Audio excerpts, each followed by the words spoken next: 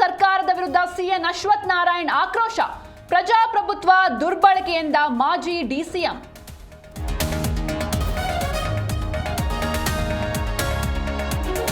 ದೇವೇಗೌಡರು ಜಾತ್ಯತೀತ ಪಕ್ಷ ಅಂತಾರೆ, ಅಧಿಕಾರಕ್ಕೋಸ್ಕರ ಕೋಮುವಾದಿ ಜೊತೆ ಮೈತ್ರಿ.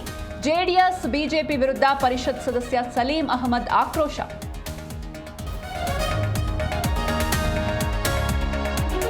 ಕಾಂಗ್ರೆಸ್ 141ನೇ ಸಂಸ್ಥಾಪನಾ ದಿನ ಸಂಘರ್ಷ ಸೇವೆ ಸಮರ್ಪಣಾ ಹೆಸರಲ್ಲಿ ಕಾರ್ಯಕ್ರಮ. ಕೆಪಿಸಿಸಿ ಕಚೇರಿಯಲ್ಲಿ ಸಿಎಂ ಡಿಸಿಎಂ ಸೇರಿ ಹಲವರು ಭಾಗಿ.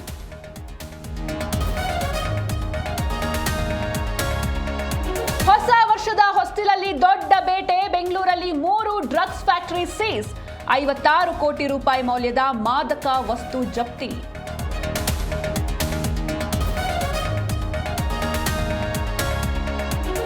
ದುಬೈ ಕನ್ನಡಿಗರ ಭಾಷಾಭಿಮಾನಕ್ಕೆ ಪ್ರಧಾನಿ ಶ್ಲಾಘನೆ. ಟೆಕ್ ಕ್ಷೇತ್ರದಲ್ಲಿ ಮುಂದೆ ಹೋಗ್ತಿರುವ ಯುವ ಪೀಳಿಗೆ.